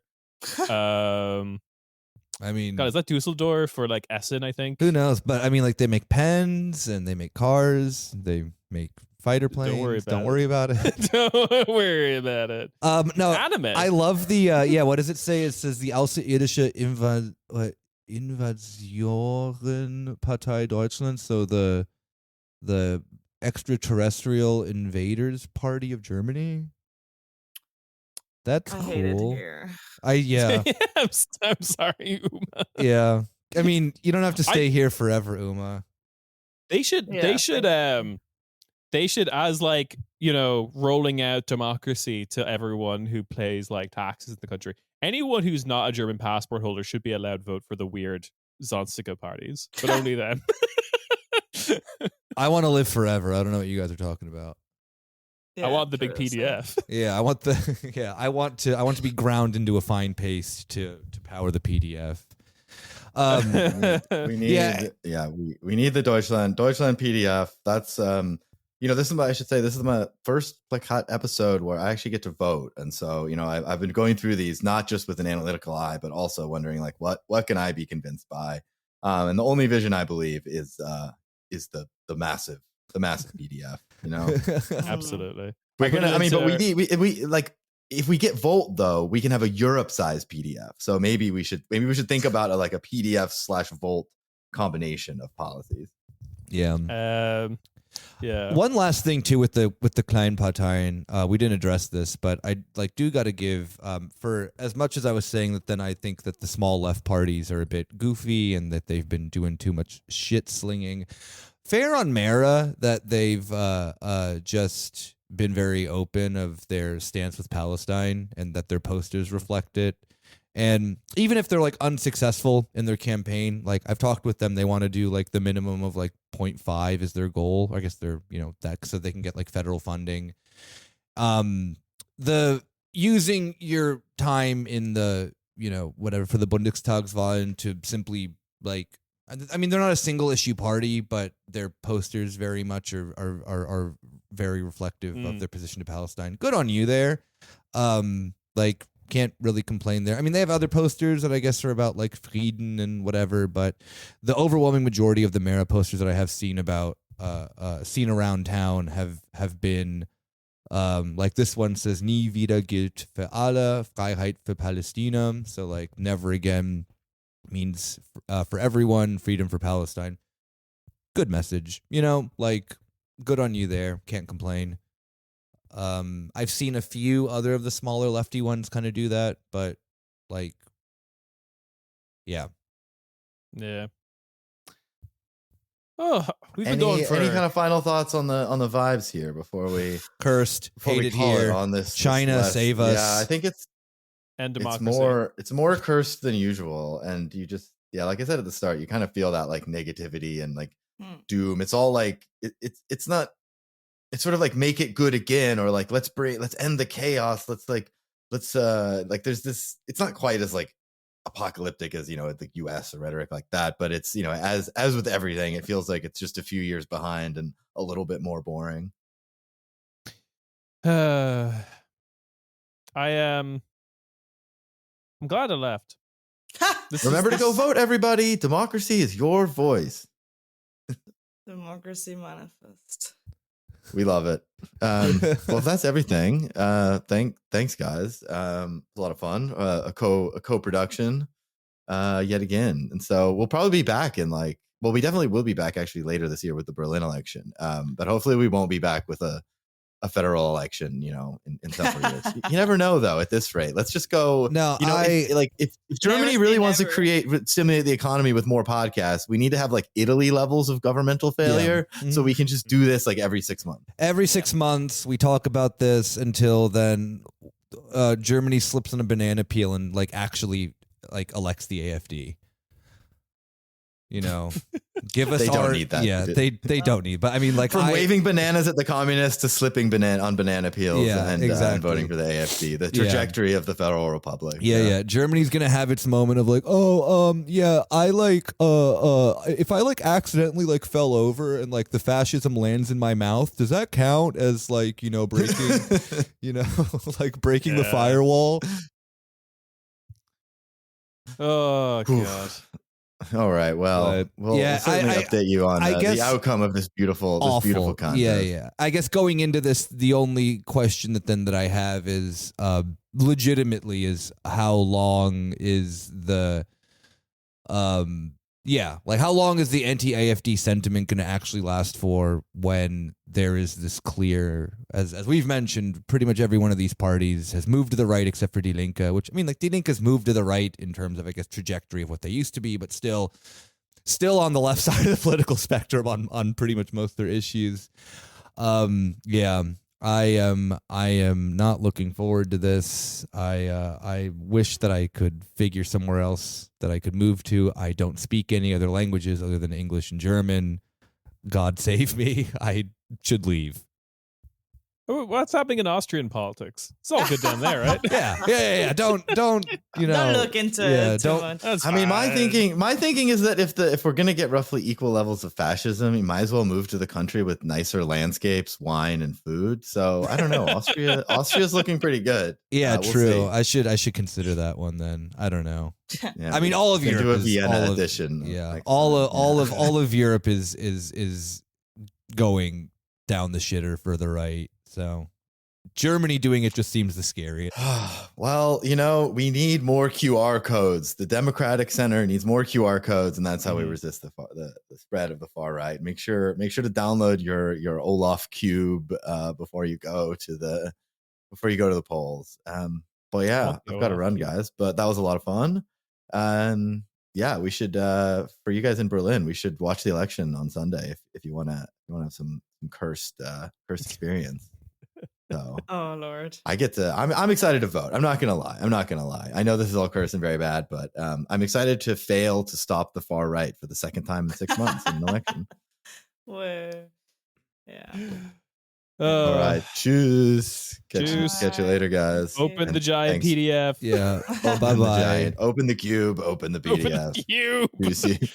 Inside the cube, a giant 3D. PDF. We need a 3D PDF. Oh. All I'm gonna right. Bye. see you Bye later. bye.